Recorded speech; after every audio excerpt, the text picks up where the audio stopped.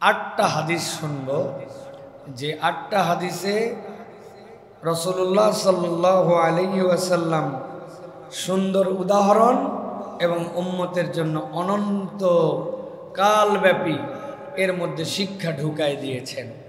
হাদিসে নববীর আলোকে উদাহরণ এবং তার শিক্ষা, এরকম আটটা বিষয়ে আমরা জানার চেষ্টা করব, যেই বিষয়গুলি বান্দা যদি নিজের জীবনে ইমপ্লিমেন্ট করে, বান্দা যদি নিজের জীবনে বাস্তবায়ন করে, তাহলে এত বাস্তবমুখী উদাহরণ নবীজি দিয়ে গেছেন যে এই আটটা উদাহরণের শিক্ষা একজন মানুষের জান্নাতে যাওয়ার জন্য যথেষ্ট হবে।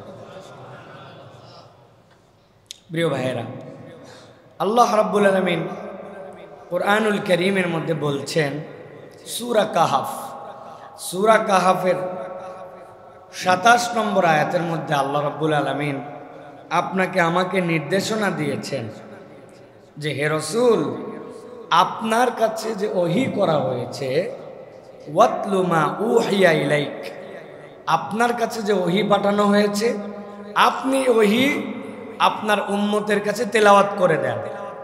এখন ওহী হচ্ছে দুই ধরনের, একটা ওহিয়ে মাতলু আর একটা গায়রে মাতলু। মাতলু মানে কি? এমন ওহী যেই ওহী আল্লাহর কালাম আবার সালাতের ভিতরে তেলাওয়াত করাও হয়, এটা হচ্ছে মাতলু। আর গায়রে মাতলু মানে কি? আল্লাহর পক্ষ থেকে আগত কিন্তু ওইটা নামাজে তেলাওয়াত করা হয় না, নবী বলেছেন কিন্তু ওইটাও ওহী। এই দুই ওহী আল্লাহর পক্ষ থেকে, আল্লাহর দেওয়া। একটা নামাজে তেলাওয়াত হয়, আরেকটা তেলাওয়াত হয় না। তেলাওয়াত হয় যেটা ডাইরেক্ট কোরআনে লেখা, আর তেলাওয়াত হয় না যেটা, ওটা নবী করিম সাল্লাল্লাহু আলাইহি ওয়াসাল্লাম আল্লাহর নির্দেশেই বলেছেন, হাদিস হিসাবে আমাদের কাছে সেটা সংরক্ষিত আছে। আল্লাহ রাব্বুল আলামিন বলছেন, ওয়াতলু মা উহিয়া ইলাইক, ও আমার হাবিব, আপনার কাছে যে ওহী প্রেরণ করা হলো এটা আপনি তেলাওয়াত করেন। মিন কিতাবি রাব্বি, আল্লাহ রাব্বুল আলামিন কিতাব থেকে যা কিছু আপনাকে দিয়েছেন ওইটা আপনি আপনার উম্মতের জন্য তেলাওয়াত করেন। আল্লাহ এরপরে বলছেন, লা মুবাদ্দিলা লিকালিমাতিহি, কিয়ামত পর্যন্ত মানুষ যেন এটা জেনে রাখে আল্লাহর কথার কোনো হেরফের হয় না। আল্লাহর ওহীকে পরিবর্তন করে ফেলবে কিয়ামত পর্যন্ত কোনো মানুষের এইটা সাধ্য নাই। আল্লাহ বলছেন, ওয়ালান তাজিদা মিন দুনিহি মুলতাহাদা, আর মানুষ যেন এটা জেনে রাখে আল্লাহ ছাড়া প্রকৃত আশ্রয় দেওয়ার আর তাকে কেউ নাই। আল্লাহ রাব্বুল আলামিন এই জায়গাতে তাবৎ পৃথিবীর মানুষের জন্য বললেন, লা মুবাদ্দিলা লিকালিমাতিহি, আল্লাহ রাব্বুল আলামিনের কথার কোনো ব্যত্যয় নাই। আল্লাহ রাব্বুল আলামিন নবী সাল্লাল্লাহু আলাইহি সাল্লাম হাদিস হিসাবে যেইগুলো বলেন ওইটার ব্যাপারে আল্লাহ রাব্বুল আলামিন বলছেন, আমার হাবিব কোনো কথাই বলেন না, আমার হাবিব কোনো শব্দ উচ্চারণ করেন না। ওয়া মা ইয়ান্তিকু আনিল হাওয়া ইন হুয়া ইল্লা ওয়াহয়ুন ইউহা, যদিও আমার নবী যেইটা বলে নামাজের মধ্যে ওইটা তেলাওয়াত করো না, কিন্তু জেনে রাখো আমার হাবিব জিহ্বা যদি নড়ায়, ওই জিহ্বাটা আমার হাবিব মুহাম্মাদুর রাসূলুল্লাহ সাল্লাল্লাহু আলাইহি সাল্লাম নিজ ইচ্ছায় নড়ায় না। তার জবান দিয়ে যা কিছু বের হয় সব কিছুই আল্লাহ রাব্বুল আলামিনের নির্দেশে। সুবহানাল্লাহ। এই ব্যাকগ্রাউন্ড কেন দিলাম? এই ব্যাকগ্রাউন্ড দিলাম, হাদিসের ব্যাপারে আমাদের অনেকের মন্তব্য আছে যে এইটা কোরআনের মতো নয়, অতএব এটা মানার গুরুত্ব কি, মানা লাগবেই কি না, এটা না মানলে এমন কি সমস্যা, এই ধরনের কিছু কথা কিছু মানুষের মনের মধ্যে আছে। আল্লাহ বলছেন, না, আমার হাবিব বলেন কিন্তু উনি তো নিজের ইচ্ছায় বলেন না, আল্লাহ বলতে বললে তবেই নবী করিম সাল্লাল্লাহু আলাইহি সাল্লাম বলেন।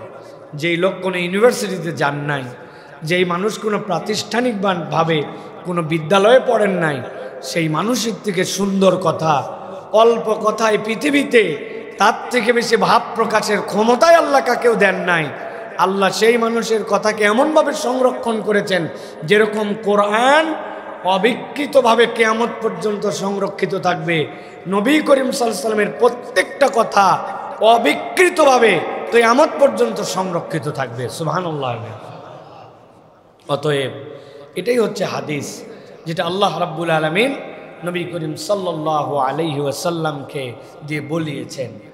আল্লাহ রাব্বুল আলামিন এরপরে সূরা কাহাফের মধ্যে আরো নির্দেশনা দিয়েছেন নবীর জন্য।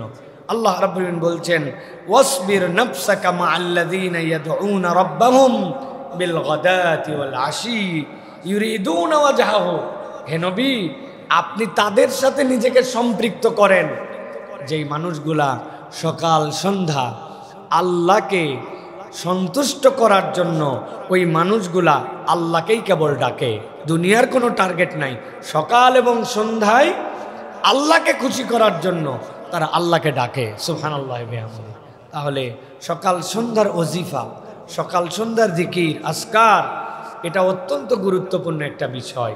আল্লাহ রাব্বুল আলামিন এরপরে নবীকে বলেছেন, ওয়ালা তা'দু আইনাকা আনহুম তুরিদু যিনাতাল হায়াতিদ দুনিয়া। পার্থিব কোনো আকর্ষণে আপনার চোখ যেন ওই মানুষদের থেকে দূরে না সরে যায়। যারা আল্লাহ রাব্বুল আলামিনকে ডাকে, আল্লাহর সন্তুষ্টি কামনা করে, হয়তোবা দুনিয়াবি জিন্দেগিতে তাদের টাকা পয়সা কম থাকতে পারে, পোশাক আশাকে দুর্বল হতে পারে, অত ঠাট বাট ভাব ভঙ্গি নাও থাকতে পারে, কিন্তু তাদের দুনিয়াবি চাকচিক্যের কারণে, ও আমার হাবিব, আপনাকে আমি বললাম তাদের থেকে যেন আপনি মুখ ফিরাই নিয়েন না, তাদের সাথে আপনি লেগে থাকেন। আল্লাহ এরপরে বলছেন, ওয়ালা তুতি মান আগফালনা কলবাহ।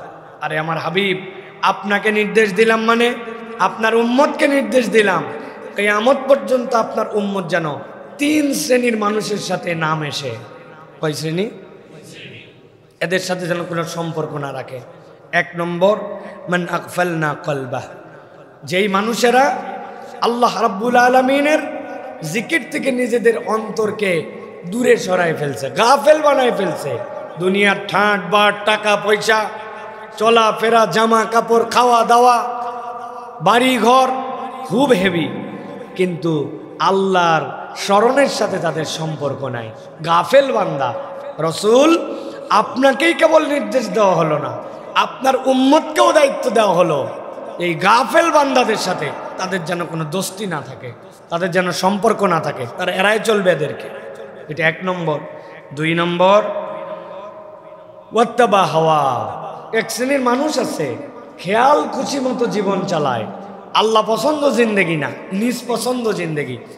আল্লাহ মানে না এরকম না, তবে আল্লাহ ততদূর পর্যন্ত নেয় যতদূর উনার লাগে, আর যে পর্যন্ত যে লাগে না আল্লাহকে বাদ দেয়। 30টা রোজা রাখে, রোজায় পানিও খায় না, রোজায় খাদ্যও খায় না, আল্লাহ মানা করছে, কিন্তু ঈদের দিনে বেহায়া পোশাক পরে বাহিরে ঘোরাফেরা করে, ঈদের দিন থেকে নামাজ কালাম বাদ দিয়ে দেয়, রোজাও রাখছে আল্লাহর নির্দেশে, ঈদের আনন্দও করছে নিজের অন্তর যেরকম চাই এরকম করে। আল্লাহ বলছেন, ওয়াত্তাবা হাওয়া, তার সাথে সম্পর্ক রাখবেন না, আপনার তার সাথে খাই খাতির রাখার কোনো প্রয়োজন নাই, যে মন পছন্দ জিন্দেগি চালায়। আর 3 নম্বর, ওয়াকানা আমরুহু ফুরুতা। আর যেই ব্যক্তি তার কার্যক্রমে সীমা লঙ্ঘন করে ফেলেছে, আল্লাহর হুদুদ মানে না, সীমা অতিক্রম করে ফেলেছে, আল্লাহ তাকে একটা বাউন্ডারি দিয়েছিলেন, আল্লাহর বাউন্ডারির মধ্যে সে থাকে নাই, তার পয়সা দরকার, এখন সেটা সুদে নাকি সুদে না এই বিবেচনা করার সময় নাই, আল্লাহর সীমা অতিক্রম করে চলে গেছে সে, তার টাকা দরকার, ধার নিয়ে নিছে সুদে।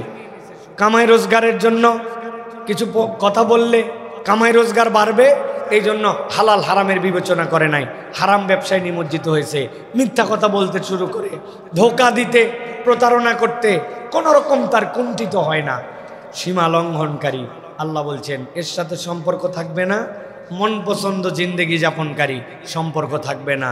আর 3 নম্বর, যারা নিজের হৃদয়কে আল্লাহ ভীরুতা থেকে গাফেল বানায় দিয়েছে, তাদের সাথে আপনার কোনো সম্পর্ক থাকবে না। আল্লাহ রাব্বুল আমিন নবীকে এর আগেই বলে দিয়েছেন যে আপনার উম্মতকে এটাও বলে রাখেন, ওয়ালান তাজিদা মিন দুনিহি মুলতাহাদা। বান্দা, তুমি কি মনে করো আল্লাহ ছাড়া তোমাকে কেউ আশ্রয় দিতে পারে? তুমি তোমার দুনিয়ার জিন্দেগির জন্য আল্লাহর আশ্রয়হীন হয়ে যেও না। মূলত আল্লাহ আগে আয়াত বলে পরে এই আয়াত বলেছেন, কেউ যদি মন পছন্দ জিন্দেগি চালায়, আল্লাহর জিকির থেকে গাফেল হয়ে যায় আর সীমা অতিক্রম করে ফেলে, আল্লাহর আশ্রয়ে তার আর কোনো অবস্থান নাই। আর যে ব্যক্তির কিছু কম আছে, কিছু ল্যাকিংস আছে, কিন্তু তারপরেও সে আল্লাহ রাব্বুল আলামিনের সীমা অতিক্রম করে না, আল্লাহ বলছেন বাকিটা আমি দেখে নিব, আমি ছাড়া প্রকৃতার্থে আশ্রয়দাতা দুনিয়াতে কেউ নাই, ঠিক কিনা? অতএব প্রিয় ভাইয়েরা, এই দুই আয়াতের আলোকে আজকে আমরা যে বিষয় একদম সংক্ষিপ্ত সময়ে আমি আপনাদের কাছে উপস্থাপন করতে চাই, সেটি হচ্ছে নবী করিম সাল্লাল্লাহু আলাইহি ওয়াসাল্লামের 8টা উদাহরণ আমরা নিজেরা জানব এবং এখান থেকে আমাদের জীবনের পাথেয়গুলো সংগ্রহ করার জন্য চেষ্টা করব। প্রিয় ভাইয়েরা, 1 নম্বরে নবী করিম সাল্লাল্লাহু আলাইহি ওয়াসাল্লাম উদাহরণ দিচ্ছেন। একদিন সাহাবীরা সবাই নবীজির সামনে বসা, এমন সময় নবী করিম সাল্লাল্লাহু আলাইহি ওয়াসাল্লাম হাতে একটা কাঠি নিলেন। কাঠি নিয়ে নবী করিম সাল্লাল্লাহু আলাইহি ওয়াসাল্লাম একটা দাগ দিলেন, লম্বা করে সোজা করে একটা দাগ টানলেন। টাক দিয়ে নবীজি বললেন, ও আমার সাহাবীরা, দেখো, হাযা সাবিলুল্লাহ, এই সোজা রাস্তা, এটা হচ্ছে আল্লাহ রাব্বুল আলামিনের দেখানো রাস্তা, এটা হচ্ছে সোজা রাস্তা। এরপরে নবী করিম সাল্লাল্লাহু আলাইহি ওয়াসাল্লাম দুই পাশে কতকগুলো রেখা টানলেন, এই সোজা রাস্তার পাশ দিয়ে কয়েকগুলো রেখা টানলেন নবী করিম সাল্লাল্লাহু আলাইহি ওয়াসাল্লাম। টানার পরে সাহাবীদেরকে বললেন, হাযিহি সুবুলুন আলা কুল্লি সাবিলিন মিনহা শয়তানুন ইয়াদউ ইলাইহি, আর রাস্তা মধ্যেরটা সোজা, কিন্তু ডানে বামে যেগুলো দেখতেছো এগুলাও হচ্ছে সুবুল, রাস্তা, কিন্তু সিধা রাস্তাটা জান্নাতে যাওয়ার, আর ডানে বামের রাস্তাগুলো শয়তানের। শয়তান এই রাস্তায় তোমাদেরকে ডাকে, কেন? মূল রাস্তা থেকে নামায়া তোমাদেরকে জাহান্নামে নেওয়ার জন্য। অতএব পার্শ্ব রাস্তায় চলাফেরা করো না, আল্লাহ তোমাদের জন্য যে সিধা রাস্তা দিয়েছেন ওই সিধা রাস্তায় চড়ো আর জান্নাতে যে ল্যান্ড করো। সুবহানাল্লাহ। অতএব প্রিয় ভাইয়েরা, আপনাকে আমাকে বিভ্রান্ত করার জন্য অনেক পথ, অনেক মত আপনার আমার সামনে উপস্থাপন করা হবে। আপনাকে আমাকে বুঝ দেওয়া হবে যে কুরআনুল কারীম আমাদের জন্য ইবাদতের জন্য এসেছে। কোরআনের ইবাদত করো, কোরআন অনুযায়ী নামাজ কালাম পড়ো, কোরআনুল কারীম অনুযায়ী তোমরা হজ করো, রোজা রাখো, যাকাত দাও, কোনো সমস্যা নাই। কিন্তু কোরআনুল কারীমের ব্যাপারে যেই বলা হবে যে আল্লাহ সিধা রাস্তার মধ্যে, তো দুনিয়ার মানুষ কেমনে তাদের রাজ্য চালাবে, দুনিয়ার মানুষ কেমনে অন্যায় হলে বিচার ব্যবস্থা কায়েম করবে, দুনিয়ার মানুষ কেমনে পররাষ্ট্রনীতি সাজাবে, দুনিয়ার মানুষ কেমনে তার প্রশাসনিক ব্যবস্থাতে এই বিধানের ইমপ্লিমেন্টেশন করবে, আল্লাহ এইগুলার বিধানও রেখেছেন। এইগুলা বললেই এক শ্রেণীর মানুষ আর নিতে পারে না, তখন তারা বলে এইগুলা রাজনৈতিক কথাবার্তা, এইগুলা দ্বারা হুজুররা মানুষকে বিভ্রান্ত করতে চায়, বলে কি না? আমরাও বলে দিতে চাই, যারা এই সকল কথা বলে, আল্লাহ নবীর সিধা যে রেখা, ওর পাশের যে পার্শ্ব রাস্তা, ওই পার্শ্ব রাস্তার অনুগামী হচ্ছে তারা। এই কথা বলে যারা, শয়তানের অনুসরণকারী তারা, ঠিক কি না? অতএব প্রিয় ভাইয়েরা, আমাদেরকে এটা খুব স্পষ্টভাবে মনে রাখতে হবে যে আল্লাহ রাব্বুল আলামিনের নবী করিম সাল্লাল্লাহু আলাইহি ওয়াসাল্লাম সিধা রাস্তাও দাগ দিয়ে দেখিয়েছেন, পার্শ্ব রাস্তার ব্যাপারেও সতর্ক করে গেছেন। অতএব বাংলাদেশ সহ পুরা পৃথিবীতে আপনাকে কখনো কমিউনিজমের দিকে ডাকবে, আপনাকে কখনো পুঁজিবাদের দিকে ডাকবে, আপনাকে কখনো গণতন্ত্র নামে এমন এক মতবাদের দিকে ডাকবে, যেই মতবাদের ক্ষেত্রে আমরা যদি দেখি, সুস্থ বিবেকে চিন্তাও করে দেখি, তাহলে আমরা দেখব সুস্থ মানুষও এটা ভাবতে পারে না যে এই রকম সব জায়গার যে গণতন্ত্র আয়নের যে বর্ণনা আমাদের মধ্যে এসেছে, ওইটা আসলে সুস্থ স্বাভাবিক কোনো মানুষ ওইটাকে গ্রহণ করে নিতে পারে না। সুতরাং আমরা বলবো প্রিয় ভাইয়েরা, আল্লাহ এবং তার রাসূল যে সঠিক পথ দেখায় দিয়ে গিয়েছেন, ওইটা আমাদের জন্য অনুসরণীয়। আর আশপাশের কোনো মত এবং পথ চূড়ান্তভাবে আমাদের জন্য অনুসরণীয় নয়। এটা 1 নম্বর। 2 নম্বরে নবীজি সাল্লাল্লাহু আলাইহি সাল্লাম উদাহরণ দিচ্ছে কিয়ামত পর্যন্ত তার অনাগত উম্মতের জন্য। আল্লাহ নবী বললেন, মাসালুল কুরআনি কামাসালিল হালওয়া তাইয়্যিবাতুন ফিল মাযাকি তাইয়্যিবাতুন ফির রিহ। নবীজি বললেন, শোনো, আমি তোমাদের কাছে একটা কালামুল্লাহ রেখে যাচ্ছি, কোরআনুল কারীম তোমাদের কাছে দিয়ে যাচ্ছি। আল্লাহ নবী বললেন, কোরআনের উদাহরণ হলো এমন একটা মিষ্টান্নের মতো, এমন একটা মিষ্টির মতো, যেইটা কেবল খেতেই সুস্বাদু এরকম নয়, আল্লাহ রাব্বুল আমিন তার একটা সুগন্ধিও রেখেছেন। কোরআন তোমাদের জন্য এরকম উপাদেয়, এরকম মিষ্টান্ন, এরকম একটা সুস্বাদু, যেইটা কেবল খেতেই তৃপ্তিদায়ক নয়, তার একটা সুগন্ধি আছে, সুগন্ধ দিয়েও তোমার হৃদয় ভরে যায়, আবার খাওয়ার পরেও পূর্ণ স্বাদ তুমি নিতে পারো। আল্লাহ নবী বললেন, কোরআনওয়ালা এবং কোরআনের উদাহরণ হচ্ছে ঠিক একই রকম। যে কোরআনকে আঁকড়ায় ধরে, কোরআনকে ভালোবাসে, তার থেকে কেবল আচরণই সুন্দর হয় না, তার থেকে একটা সুগন্ধ উৎপন্ন হয়, তার আচার ব্যবহার দেখে অন্য মানুষ আকৃষ্ট হয়। এই জন্য কোরআনওয়ালা আর কোরআনহীন কখনো একরকম হতে পারে না। এই জন্য কোরআন মিষ্টান্নের মতো, মনে রাখবেন। কিরকম? সুগন্ধিও আছে, আবার খেতেও সুস্বাদু। সুবহানাল্লাহ বিহামদিহি। অনেক জিনিস আছে খেতে অনেক মজা, কিন্তু আর কোনো খুশবু নাই। আর এমন জিনিস খেতেও স্বাদ, খুশবু আছে। আল্লাহ নবী বললেন, কোরআন হচ্ছে এইটা। তার মানে এই কোরআন গ্রহণ করে যে আল্লাহ তার থেকেও একটা সুগন্ধি বের করে দেবেন। সুবহানাল্লাহ বিহামদিহি। ওইটা নাকে না আসলেও এক এক সুগন্ধির ডেফিনেশন এক এক ধরনের হয়।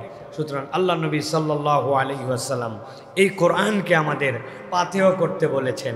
3 নম্বর উদাহরণ, নবী করিম সাল্লাল্লাহু আলাইহি ওয়াসাল্লাম বলছেন, দুনিয়াতে তোমরা চলাফেরা করবে, এই চলাফেরার ক্ষেত্রে তোমাদের কিছু সাথী লাগবে, তোমাদের কিছু পরিবেশ লাগবে, কিছু মানুষ লাগবে যাদের সাথে তোমরা ঘুরবে।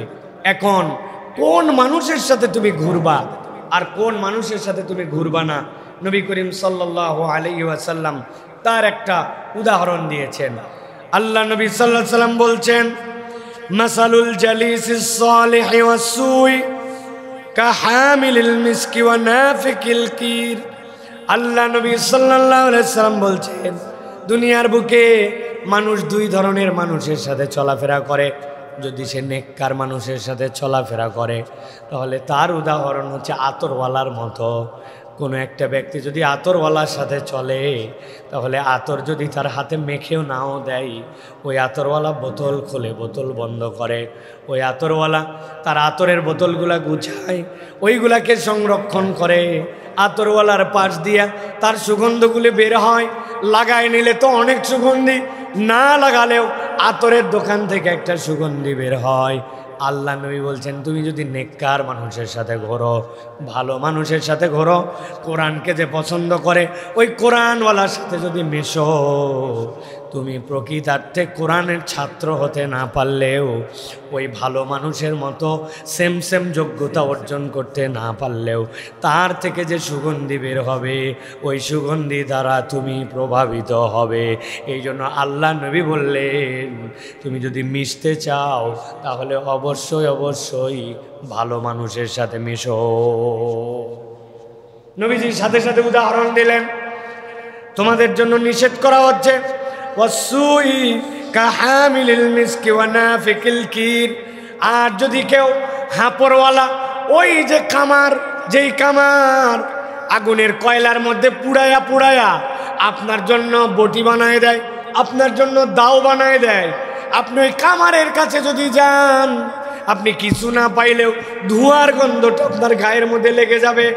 ওই কামারের হাঁপড় থেকে কোনো আগুনের ফুলকে উঠে আপনার জামার মধ্যে লেগে যায়, আপনার ওই জামাটা ছিদ্র করে ফেলতে পারে।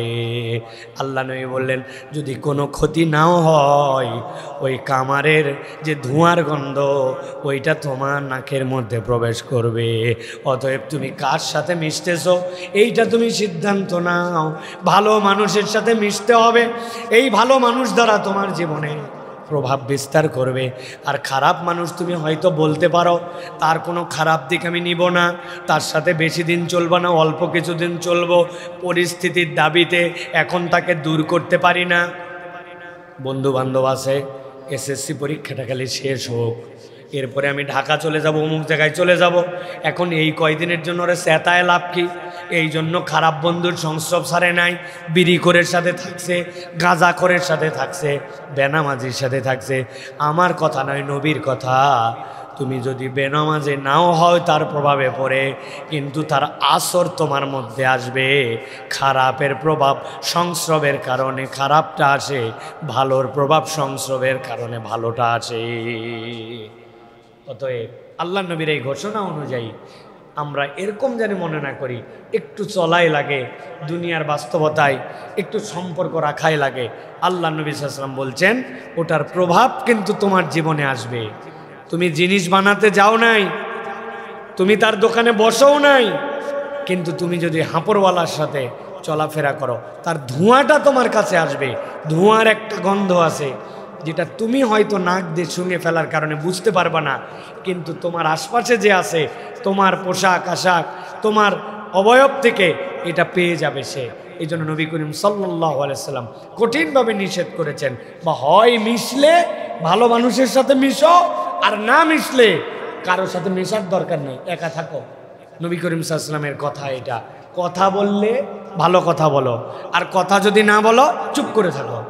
পৃথিবীতে একমাত্র ইসলাম ধর্মই সেই ধর্ম, যেই ধর্মে কেউ আল্লাহর ইবাদত করতেছে এভাবেও যে আমি চুপ করে আসি, এটাও আল্লাহর ইবাদত। মানে আপনি যেরকম সুবহানাল্লাহ সুবহানাল্লাহ আলহামদুলিল্লাহ আল্লাহু আকবার এইটা বললে সওয়াব হয়, ঠিক একই রকম আমার এমন একটা পরিবেশে গেছি ভালো কথা বলার মতো কিছু নাই, এখন আজগুবি কথা বলার থেকে আমি এখন চুপ করে আছি। নবী বলছেন বললে ভালো বলো, না বললে বলো না। চা খেতে গেছেন, দোকানের মধ্যে ব্যাপক আলোচনা হচ্ছে, ব্যাপক সমালোচনা হচ্ছে, গীবত গিল্লা হচ্ছে, হয় না ভাই? আপনি অংশগ্রহণ করেন নাই, চিন্তা করছেন আজগবি একটা পয়েন্ট বললে আমি বলতে পারি, বললাম না, বললেই কথার থেকে কথা বাড়বে, আমি চুপ করে আসি। আল্লাহ নবীর ঘোষণা অনুযায়ী বান্দা যতক্ষণ খারাপ কথা না বলে, ভালো কথাও বলার পরিবেশ নাই মনে করে চুপ করে থাকবে, আল্লাহর দেওয়া ডান কাঁধের ফেরেশতা তার আমল নামায় লিখবে যে এই বান্দা আল্লাহর নবীর নির্দেশ অনুযায়ী চুপ করে আসে। কেননা মুখ দিয়ে বললে খারাপ কথা আসতে পারে, এই মুহূর্তে ভালো কথা বলার মতো তার কাছে আইটেম নাই, এই চুপ করে থাকাটা তার ফেরেশতা লিখবে আল্লাহর বান্দা ইবাদত করতেছে, ইবাদত করতেছে, ইবাদত করতেছে। অতএব প্রিয় ভাইয়েরা, তাহলে ইমানদারের প্রত্যেকটা ধাপ, প্রত্যেকটা ফুট স্টেপ একদম হিসাব করে চিন্তা করে ফেলতে হবে, এটা আমাদেরকে মনে রাখতে হবে। প্রিয় ভাইয়েরা, আমাদের ইয়াং যারা আছেন, কি বাজে বন্ধুদের সাথে আমরা ঘোরাফেরা করি। আপনার বন্ধুর সাথে আপনার আলোচনার সাবজেক্ট কি? চার বন্ধু আলোচনায় মিলিত হলেই সাবজেক্ট হচ্ছে নারী, সাবজেক্ট হচ্ছে বেগানা, অপর নারীর বিষয়ে আলোচনা, অমুক বান্ধবীর বিষয়ে আলোচনা, তুমুকের বিষয়ে আলোচনা, কোনো পজিটিভ আলোচনা নাই। কোন ট্রেন্ড চলতেছে, কোন জামা পরতে হবে, কোন মোবাইল কিনতে হবে, চুলের কাট কেমন দিতে হবে, কোন পোশাক নতুন আসছে সেটা পড়তে হবে, জাস্ট সিম্পলি আপনি বিবেচনা করে দেখেন আমার ইয়াং মুসল্লিরা, আপনারা 5 বন্ধু আলোচনা হলে কি আলোচনা করেন বলেন? সাবজেক্ট কি আপনাদের আলোচনা? কোনোদিন আপনাদের আলোচনার মধ্যে এরকম আসে নাই যে ভাই আজকে ফজর কে পড়ছিস আর কে পড়িস নাই, কেন পড়লি না? তাহলে তোরে কেমনে ফজরের নামাজি বানানো যায়? আমরা 5 জন বন্ধু নামাজি, আমাদের আরেকটা একসাথে চলাফেরা করতো, নামাজ পড়ে না, পরে কেমনে মুসল্লি বানানো যায়? আমাদের ফ্যামিলিগুলাই আমি বড়, আমার বোনটা পর্দা করে, তোরটা করে না, তোর বোনকে কেমনে পর্দাশীল বানানো যায়, সমাজটা কেমনে পরিবর্তন করা যায়। আজকে সারাদিনে তুই কোনো মিথ্যা কথা বলছিস, কেন মিথ্যা বললি? তাহলে এই মিথ্যার থেকে কেমনে বাদ যাবে? মোবাইল তো সকলেই চালায় দোস্ত, ফেসবুক দেখি, ইউটিউব দেখি, ইউটিউব দেখতে দেখতে, ফেসবুক দেখতে দেখতে অনেক বাজে অ্যাডভার্টাইজ চলে আসে। তুই কিভাবে এইগুলার থেকে অ্যাভয়েড করিস রে? আমার একটু বুদ্ধি দে তো। আমার নফস কেবলমাত্র অন্যদিকে চলে যেতে চায়, খারাপ চিন্তায় আসে, তোর হয়? তো তুই কেমনে ঠেকাস? আমার একটু ঠেকান, আমাদের 5 জনেরই হয়। চল তো কোনো একজন যে বোঝে তার কাছ থেকে আমি একটুখানি পরামর্শ নেই। বুকে হাত দিয়ে বলেন আমাদের 5 জন 7 জনের বন্ধুত্বে এইরকম কোনো আলোচনার টপিকস আছে নাকি? আছে? নাই। কেন নাই? কেন নাই? নাই কারণ ওই বন্ধুত্ব করার ক্ষেত্রে বন্ধুকে নির্বাচন করতেই ভুল করছি। বন্ধুকে বানাইছি তো কামারের হাঁপড়ওয়ালা, কিছু না পালেও ধোঁয়ার গন্ধ পাই, ঠিক কি না? আর ওইটা যদি একটু দুই একজন ভালো হতো, ওই মানসিকতার হতো, তাহলে আমি গ্রহণ করতাম, কিন্তু করি নাই। কেন? আল্লাহ কোরআনে নবীকে বলছেন দুনিয়ার চাকচিক্য যেন আল্লাহর স্মরণওয়ালা থেকে তোমাকে দূরে সরাতে না পারে। যেই বেটা ইসলাম মানে, যেই বেটা নামাজ কালাম পড়ে, যেই বেটা মহিলার আলোচনায় থাকতে চায় না, হালাল হারাম বাস বিচার করে, ও তো দুনিয়ায় ব্যাকডেটেড মানুষের সাথে আমার মতো স্মার্ট লোক চলে কেমনে? এই জন্য ওইটা আমার বন্ধুই না। কথা বলেন, ওইটাকে আমি বন্ধুই বানাই নাই। কেমনে আপনি এখান থেকে এহতেসাব বের করবেন? এই জন্য নবী করিম সাল্লাল্লাহু আলাইহি ওয়াসাল্লাম বলে দিয়েছেন যে তোমাদের জন্য মাসালুল জালিস সালেহি ওয়াস সু, এই যে নেককারের সাথে বসা আর বদকারের সাথে বসার মধ্যে পার্থক্য আছে। আমি অনেক সময় মজা করে বলি, আপনারা ভুলে গেছেন কিনা, এক চায়ের দোকানে 3 জন বসছে। ডান পাশে বসছে গীবত কমিটির সভাপতি, বামে সেক্রেটারি, মধ্যে ক্যাশিয়ার। ডানের জন বলতেছে হুজুরের এই রোগ আছে, এগুলো খুব খারাপ, হুজুরের এই বদ অভ্যাস, হুজুরের পিছনে হুজুরের গোষ্ঠী উদ্ধার করতেছে, অথবা কোনো লোকের গোষ্ঠী উদ্ধার করতেছে, অথবা তার কোনো বন্ধুর ব্যাপারে কথা বলতেছে। বামের লোক বলতেছে তুই সব জানিসই না, আরো নতুন 2টা আইটেম আছে ওই লোকের। ওই লোক বামেরটাও খানিকক্ষণ গীবত করছে, মধ্যের লোক কথা বলে না। অনেকক্ষণ পরে উনি একটু আল্লাহওয়ালা মানুষ, উনি বলছে আসলে তোমরা যেগুলো আলোচনা করতেছো এগুলা করা উচিত না, তবে না বলেও পারি না, আল্লাহ মাফ করুক, কথা ঠিক। বুঝেন নাই না? কি সাংঘাতিক কথা আপনি চিন্তা করেন। বলতেছে আল্লাহ মাফ করুক, এগুলা কথা বলা ঠিক না, তবে না বলেও পারি না, কথা ঠিক। এই লোককে গীবত করা বাদ থাকলো ভাই? একজন বলতেছে আমার 2টা ছেলে অস্ট্রেলিয়ায় থাকে, আমি বলতে চাই না, তো বলা বাদ থাকলো ভাই? তো এখন উনি গীবত করলো কি কারণে? ডানের বন্ধু বামের বন্ধু, ওটা মাজালিসুস সু, ওটা খারাপের মজলিস হয়ে গেছে। আল্লাহ নবী বলছেন তুমি কিছু না পেলেও ধোঁয়ার গন্ধ পাবে, উৎকট একটা গন্ধ তোমার নাকে কষ্ট দিবে, কিছু না পাইলেও। আপনি আমি হিসাব করে দেখেন, ভালো বন্ধু আমাদের নাই, ভালো বসার জায়গা নাই। যেখানেই বসবেন গীবত, যেখানেই বসবেন পরনিন্দা, যেখানেই বসবেন সমালোচনা, যেখানেই বসবেন আমেরিকা নিয়ে চিন্তা, যেখানেই বসবেন অর্থনীতি নিয়ে আলোচনা, যেখানেই বসবেন মহিলা নিয়ে আলোচনা। আমার নামাজ, আমার কালাম, আমার আত্মিক শুদ্ধি, আমার উন্নতি, আমার কোরআন তেলাওয়াত, আমার মিথ্যা থেকে বেরিয়ে আসা, আমার ফ্যামিলির পর্দা পুশিদা, আমার ফ্যামিলির ইসলামের দিকে অগ্রগামিতা, এইগুলার কোনো আলাপ যে আবার বন্ধুর মধ্যে হতে পারে। অনেকে চিন্তা করছে হুজুর বলে কি বন্ধুত্বের আলাপ? এটা মসজিদের হুজুর বলবে, আমরা শুনবো আর জোরে জোরে চিৎকার করে সুবহানাল্লাহ বলে বাড়ি চলে যাব। তবে যাওয়ার সময় যা শুনলাম মসজিদের ভিতরে রেখে যাব, পবিত্র জিনিস বাহিরে নিয়ে নাপাক করব না। প্রিয় ভাইয়েরা, নবী করিম সাল্লাল্লাহু আলাইহি ওয়াসাল্লামের উদাহরণ ছোট্ট একটু উদাহরণ, কিন্তু কিয়ামত পর্যন্ত বিশ্লেষণ করলেও এর ভিতরের কথা ফুরাবে না। সুবহানাল্লাহ। এটা গেল 3 নম্বর। 4 নম্বরে নবী করিম সাল্লাল্লাহু আলাইহি ওয়াসাল্লাম বলছেন মাসালুল মুমিনি কামাসালিন নাহলা তাকুলু তাইয়িবান ওয়া তাদাউ তাইয়িবান।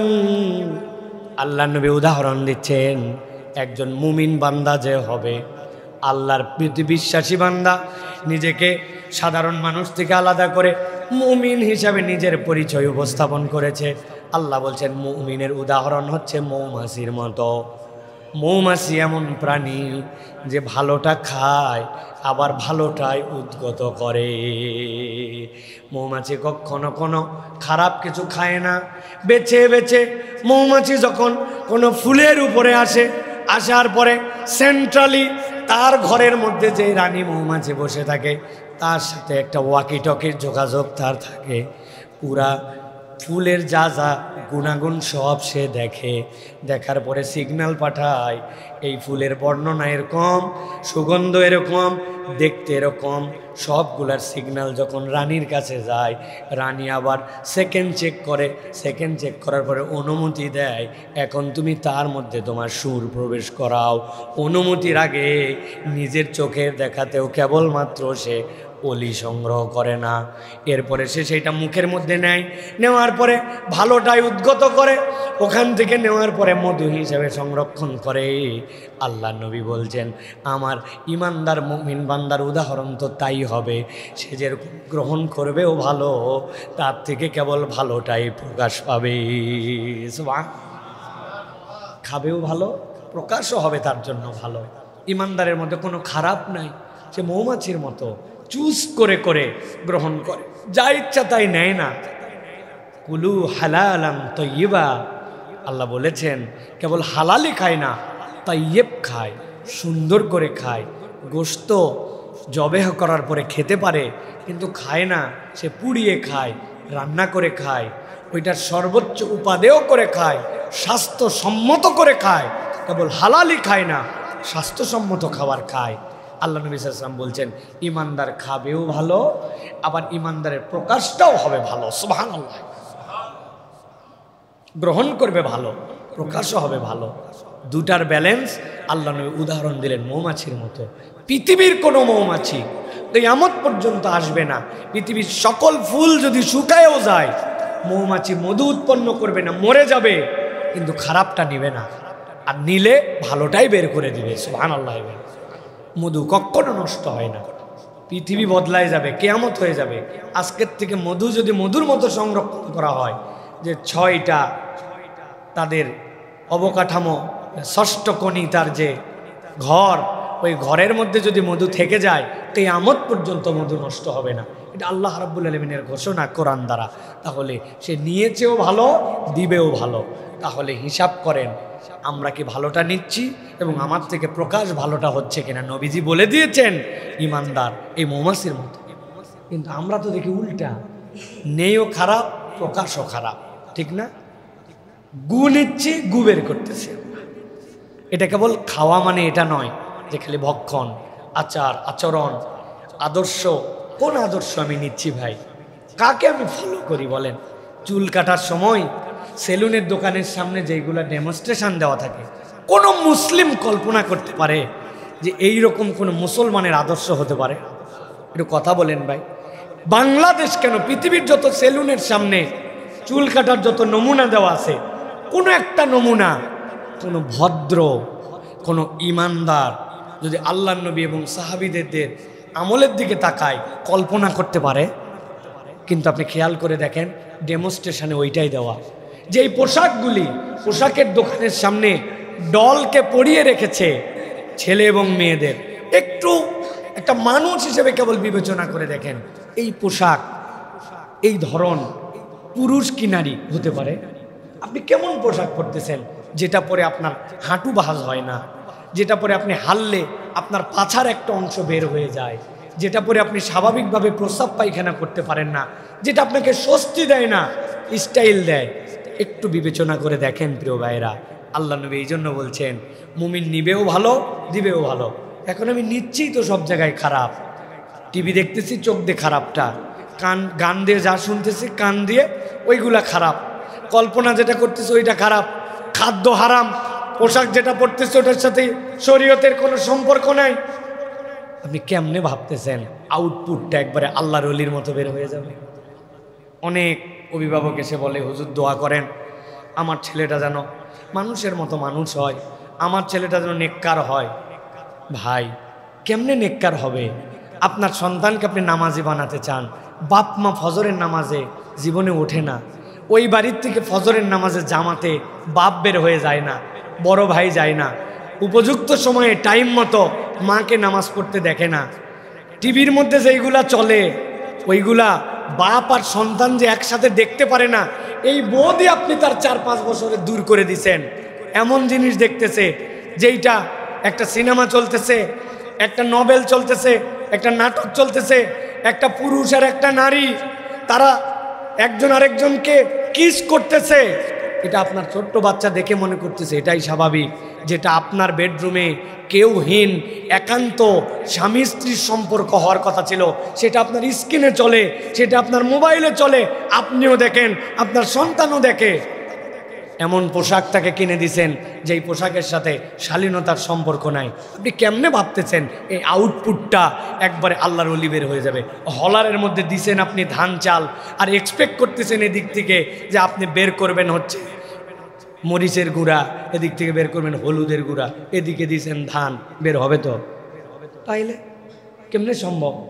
এই জন্য প্রিয় ভাইয়েরা, পরিবার গঠনে নবী করিম সাল্লাল্লাহু আলাইহি ওয়াসাল্লামের এই ছোট্ট কথা সারা জীবন মনে রাখবেন। মৌমাছি ভালো খায়, ভালো বের করে, ইমানদার ভালো নেয়, ভালো ডেলিভারি করে। যদি ডেলিভারিতে খারাপ হয় বুঝবেন নেওয়ার ক্ষেত্রে ঝামেলা আছে। আল্লাহ নবী সাল্লাল্লাহু আলাইহি ওয়াসাল্লাম এরপরে 5 নম্বর উদাহরণে বলছেন, দুনিয়ার মানুষ, তোমাদের অন্তর যেইটা, এই অন্তরটা তোমাদের জন্য ঠিক করা দরকার। তবে আমি নবী তোমাদের জন্য বলে রাখলাম, মাসালুল কলবি কামাসালির রিশাতি তুকাল্লিবুহার রিয়াহু বিফাদাইন। আল্লাহ নবী বললেন, তোমাদের অন্তরটা হচ্ছে ওই বাতাসের মতো। পালক যেরকম যদি ছেড়ে দেওয়া হয়, বাতাস যেরকম উড়াই নিয়ে চলে যায়, মুরগির পালক অনেক সময় দেখবেন উড়ে উড়ে চলে যাচ্ছে। হাঁস বেচেছেন, হাঁসের পালকের মাথাটা উড়ে উড়ে চলে যায়, আমরা ওইটা ধরার জন্য দৌড়াদৌড়ি করতাম। আল্লাহ নবী বললেন, তোমার অন্তরটাও হচ্ছে এই পালকের মতো। এইটাকে যদি তুমি স্থির করে রাখতে না পারো, বাতাস যেরকম পালককে উড়াই নিয়ে যায়, তোমার অন্তরকেও এরকম শয়তান উড়াই নিয়ে যাবে। তোমার অন্তরকে ঠান্ডা করো আগে, বাহিরের আগে অন্তরকে ঠান্ডা করো। এটা পালকের মধ্যে যদি উড়ে, একজন একদিকে হোঁ দিবে, তুমি ওই দিকে দৌড় দিবা, আরেকজন আরেক দিকে টান দিবে, তুমি ওই দিকে দৌড় দিবা। আগে তোমার অন্তরকে স্থির বানাও যে আমি আমার আল্লাহ, আমার রসুলের জন্য আমার অন্তরকে স্থির করব। কেননা এই অন্তরটা ভেসে বেড়াবে, উড়ে বেড়াবে, এটাই অন্তরের ধর্ম। এখন আপনি ঠিক রাখবেন কেমন করে? ওই যে প্রথম আয়াত মনে আছে, আল্লাহ রসুল সাল্লাল্লাহু আলাইহি ওয়াসাল্লামকে আল্লাহ বলেছেন, ওয়াসবির নাফসাকা মাআল্লাযীনা ইয়াদউ, ওই মানুষগুলার সাথে আপনি একত্রিত হন যারা ডাকে তার রবকে, গাদাতি ওয়াল আশি, সকাল এবং সন্ধ্যায়। অতএব অন্তরকে ঠিক রাখতে চাইলে আল্লাহর জিকিরে সকাল সন্ধ্যায় নিমজ্জিত থাকতে হবে। ওইটার ফরজটা হচ্ছে ফজরের নামাজ, ওইটার ফরজটা হচ্ছে মাগরিবের সালাত, কোনোভাবে যেন মিস না হয়। আর ওইটার সুন্নাহ হচ্ছে আল্লাহর কিছু আজকার করা। ফজরের পরে অন্তত পক্ষে যে জিকিরগুলো আছে এইগুলো না করে উঠে যাবেন না, অন্তর ঠিক রাখতে পারবেন না ভাই। অন্তরের মালিক আল্লাহ, এটা উড়ে যাবে। আপনার অন্তর কেমনে স্থির হবে আল্লাহ কোরআনুল কারীমে সেটা আপনাকে আমাকে জানিয়ে রেখেছেন। অতএব অন্তরের স্থিরতার জন্য সকাল সন্ধ্যার আজকার অত্যন্ত গুরুত্বপূর্ণ। 3 মিনিট লাগে, আমার সময় নাই। ফজর পরে ইমামের সালাম ফেরাতে দেরি, আমার বাড়ির পথে হাঁটতে দেরি নাই। এত আমার অস্থিরতা, কারণ কি? মন তো আমার উঠতেছে, আমার মনকে বসানোর জন্য তো আমি বসি নাই। আস্তাগফিরুল্লাহ আস্তাগফিরুল্লাহ আস্তাগফিরুল্লাহ, রাদিতু বিল্লাহি রাব্বান ওয়াল বিল ইসলামি দীনান ওয়া বিমুহাম্মাদিন নাবিয়্যান ওয়া রাসূলা, আশহাদু আল্লা ইলাহা ইল্লাল্লাহ ওয়াহদাহু লা শারীকা লা, আল্লাহুম্মা আনতা রাব্বি লা ইলাহা ইল্লা আনতা খালাকতানি ওয়া আনা আবদুকা ওয়া আনা আলা আহদিকা ওয়া ওয়া'দিকা মাসতাতা'তু আউযু বিকা মিন শাররি মা সানা'তু। আহা, সাইদুল ইস্তিগফারটা আপনি পড়েন, এরপরে সারা দিনের জন্য প্রোটেকশন নেন। আউযু বিল্লাহি মিনাশ শাইতানির রাজিম, বিসমিল্লাহির রহমানির রহিম, কুল হুয়াল্লাহু আহাদ, কুল আউযু বিরাব্বিল ফালাক, কুল আউযু বিরাব্বিন নাস। হু দিয়া পুরা হাতের মধ্যে থেকে সামনে মসেহ করলেন। এরপরে 33 বার সুবহানাল্লাহ, আলহামদুলিল্লাহ, আল্লাহু আকবার পড়লেন। 3 বার এরকম গা বন্ধ করলেন। এরপরে আপনি বাহিরে বের হলেন, আল্লাহর কাছে আপনার অন্তরের একটা জিম্মাদারি নিলেন। আল্লাহ বলছেন, সকাল সন্ধ্যায় আমার জিকির বান্দা ন্যূনতম যতটুকু করছে, ফরজও করছে, নফলটাও করছে। আল্লাহ মনের মধ্যে স্থিরতা দিবে। আমাদের মনের কোনো স্থিরতা নাই, এই ইসলামের উপরে আছে, এই ইসলাম থেকে দূরে চলে যায়। এই ভালো লাগে, এই আল্লাহর কথা শুনতে ভালো লাগে না। এটার কারণ কি? নবী করিম সাল্লাল্লাহু আলাইহি ওয়াসাল্লাম বলে দিয়েছেন এই জন্য যে মাসালুল কলবি কামাসালির রিশা, এটা তো পালকের মতো, বাতাসে উড়াই নিয়ে যাবে। ঠেকায় রাখবে কি দিয়া? আল্লাহ কোরআনে বলেছেন তুমি ঠেকাবে কি দিয়া?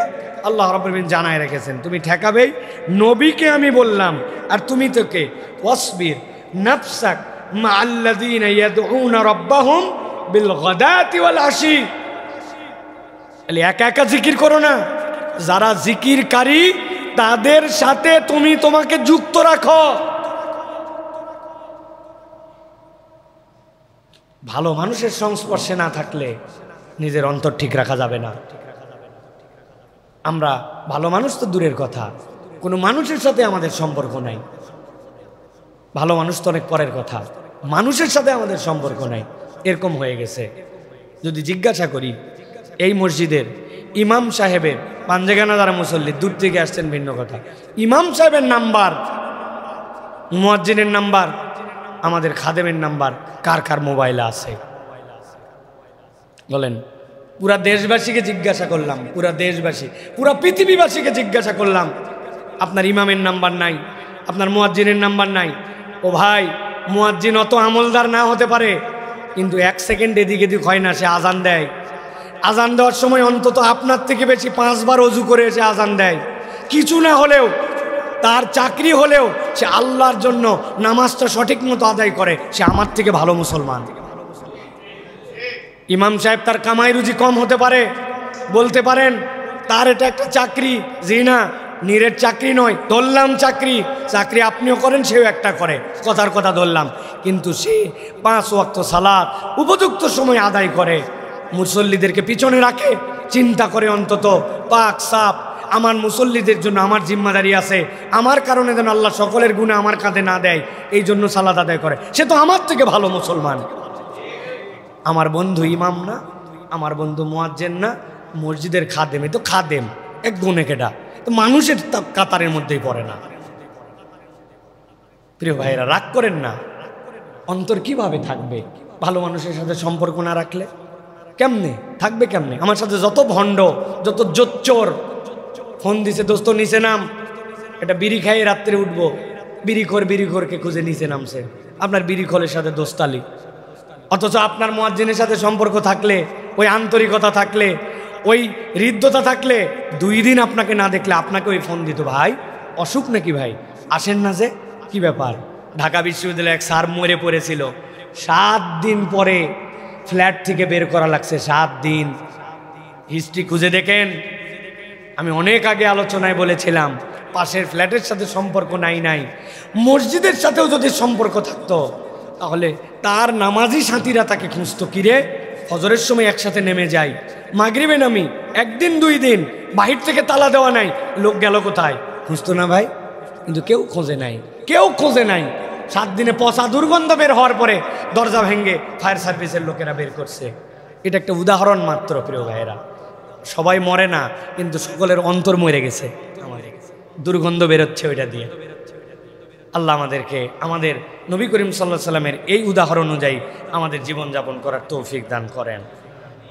6 নম্বরে আল্লাহ নবী সাল্লাল্লাহু আলাইহি সাল্লাম বলছেন, মাসালুল মুনাফিকি কামাসালিশ শাতির রাইহা বাইনাল গনামাইন।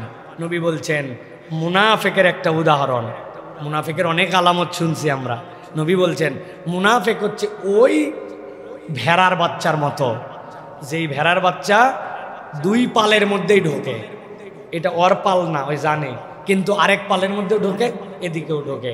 নবীদে বলছেন বাইনাল গানামাইন, 2 ছাগলের পাল এক মাঠের মধ্যে আছে, ছাগলরা কিন্তু পাল চেনে, একসাথে চলাফেরা করে, আরেকটা আরেক পালে আছে, কিন্তু এই ছাগলটা এমন এদিকেও যায় এদিকেও যায়। নবীজি ছাগল দিয়ে উদাহরণ দিয়েছেন, একবারে উপযুক্ত উদাহরণ। ছাগল বলি না আমরা মানুষের মাঝে মাঝে, ছাগলের বাচ্চা ছাগল, ছাগল কি জন্য বলি? বলে পাগলে কিনা বলে, ছাগলে কিনা খায়, সব খায়। আমি এই কথার একদম বাস্তব প্রমাণ পাইছি ভাই, ছাগল যে কি খায় না আল্লাহর দুনিয়ায়, সব খায় ছাগল। কিছু না পাইলে মাটি খাইতে দেখছি ছাগলকে, আমি দেখছি ছাগল মাটিও খায়, ও পায় নাই ছাগল মাটি খাচ্ছে। প্রিয় ভাইরা, মূল বক্তব্য হচ্ছে যে এই যে মুনাফিকের চরিত্র সব পালের মধ্যে ঢোকার চেষ্টা করে। আমাদের কতকগুলা ভাই আছে, আমাদের কতগুলা মুমিন নামদারি মুনাফিক আছে যারা 2 দিকেই ঢিস মারার চেষ্টা করে, 2 দিকেই ঢুকে। নাফাক মানে কি জানেন?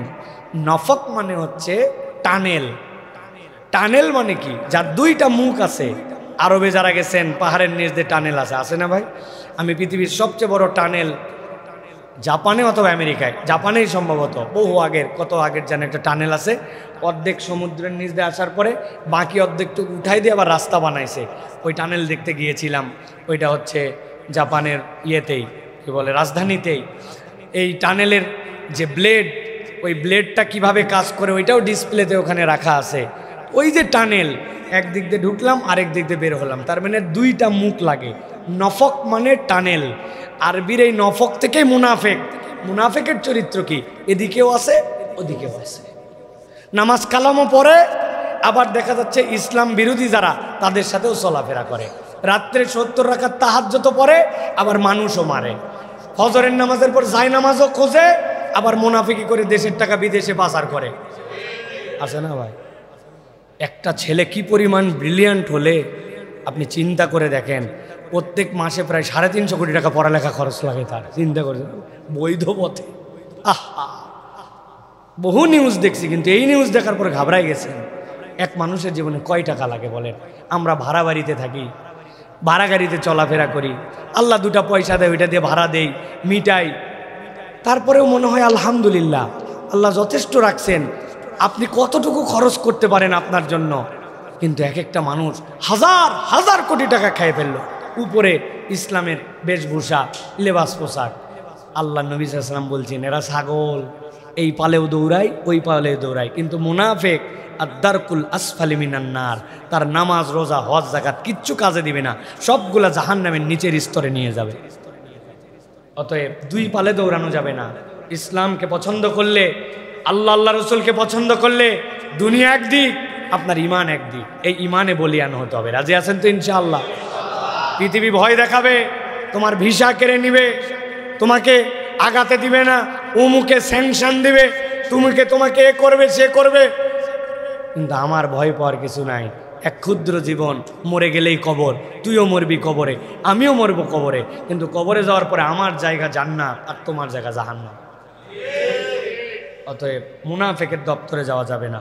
নবী করিম সাল্লাল্লাহু আলাইহি ওয়াসাল্লাম এরপরে 7 নম্বর বলতেছেন যে দুনিয়ার মানুষ, মুমিনের আরেকটা উদাহরণ আছে, ইমানদারের উদাহরণ। নবীজি বলছেন, মাসালুল মুমিনি কামাসালি যাররা লা তাজালুর রিহু তুসিবু। নবীজি বলছেন, ইমানদারের উদাহরণ হচ্ছে ফসলের ক্ষেতের মতো। ধানের শীষগুলা উঠে গেছে, বাতাস এসে ধানের শীষকে হালায় দেয় না ভাই? গমের ক্ষেতকে হালায় দেয় না? আবার যেগুলো হয় তাদের উপর দিয়ে র্যান্ডম একটা বাতাস প্রবাহিত হয় না?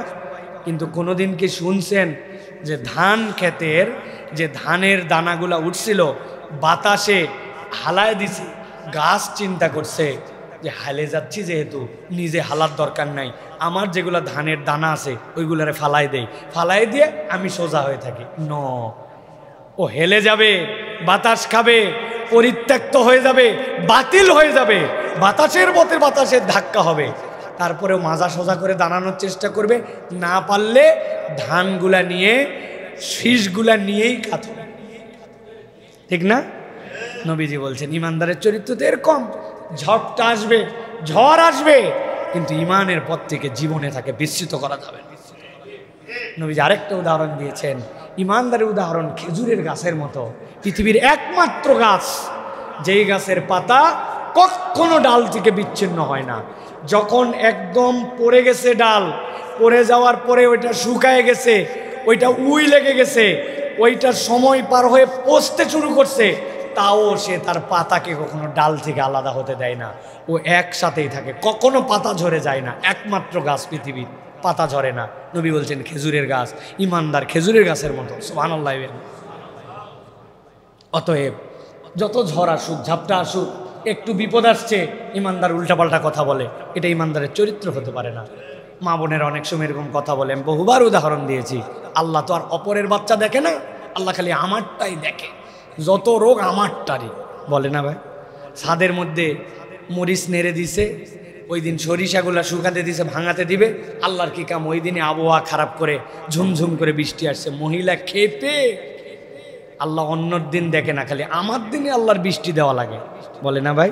এটা ইমানদারের চরিত্র হতে পারে না। একটু বিপদে পড়ছে আল্লাহকে ব্লেম করে, নবীজি বলছেন না, ইমানদার তো সেই মাসালুল মুমিনি কামাসালিজ যারআ, সে তো শস্য দানার মতো, সে তার আঁকড়ায় ধরে রাখছে, বাতাস সহ্য করেছে, ঝড় সহ্য করেছে, রোদ সহ্য করেছে, শীত সহ্য করেছে, কুয়াশা সহ্য করেছে, কনকনে ঠান্ডা সহ্য করেছে, কিন্তু আমার দানা আমার থেকে আলাদা হয় নাই, ইচ্ছা করে ছেড়ে দেয় নাই, সে এগুলাকে প্রতিরোধ করে তুলেছে। ইমানদারের চরিত্রটা এরকম। কত মোটিভেশনাল ছোট্ট একটি উদাহরণ নবী করিম সাল্লাল্লাহু আলাইহি ওয়াসাল্লাম দিয়েছেন ইমানদারের জন্য। সর্বশেষ যেটা বলবো প্রিয় ভাইরা, নবী করিম সাল্লাল্লাহু আলাইহি ওয়াসাল্লাম বলছেন মাসালুল মুমিনিল্লাযী ইয়াকরাউল কুরআন কামাসালিল হায়্য হালওয়া তাইয়্যিবাতান ফিল মাযাক তাইয়্যিবাতান ফির রিহ।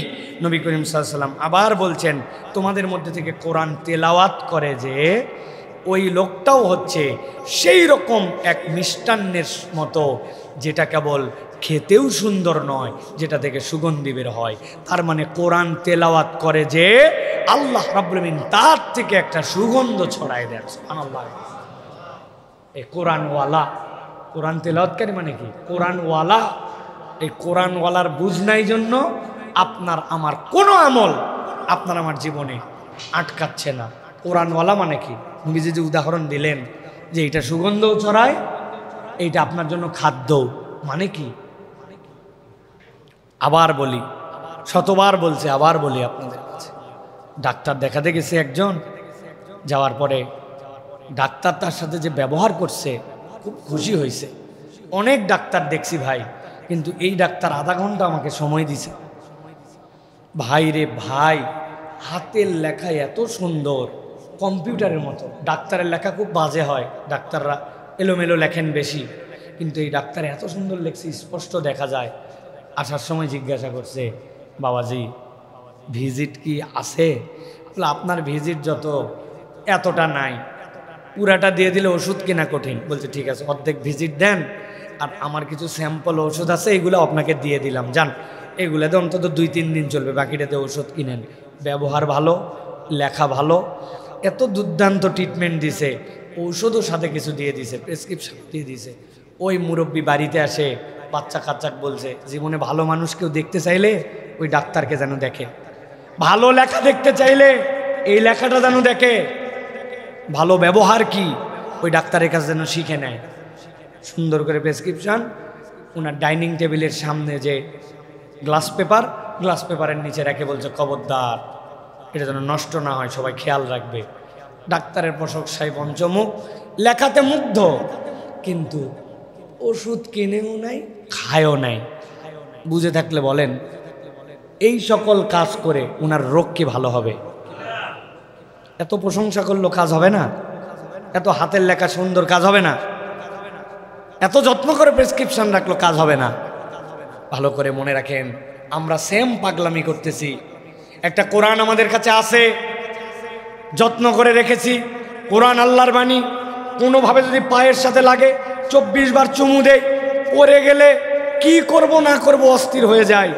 কোরআনের মর্যাদায় আমাদের জান ত্রাহি ত্রাহি। আল্লাহর কালাম, বরকতপূর্ণ কালাম, এত সুন্দর কোরআন মর্যাদা দিয়ে রাখো, কিন্তু আমরা এটা পড়ি না, আমরা ওইটা ডোজ আমাদের জীবনে নেই না। এবার বুঝে থাকলে বলেন, ওই মুরব্বী পাগলা না আমরা সকলেই পাগলা? এই জন্য আল্লাহ নবী বলছেন, কোরআন এমন যে তুমি তেলাওয়াত করো, পরে যে তার থেকে আল্লাহ সুগন্ধি বের করে দেন। আবার এটা মানে যে খাদ্য হিসাবে তো অনন্য, আমরা এইটা জানি, কিন্তু আমরা কেউ এটা মানার ক্ষেত্রে নাই। খালি বলুন সুবহানাল্লাহ, চিৎকার করে বলে দিলাম সুবহানাল্লাহ। প্রিয় ভাইয়েরা, যে 8টা উদাহরণের কথা বললাম, ছোট্ট, কিন্তু এগুলোর মধ্যে দিক নির্দেশনা আছে। আল্লাহ আমাদেরকে এগুলো গ্রহণ করার তৌফিক দান করেন। আল্লাহ আমাদের আশা ভরসাকে কবুল করেন।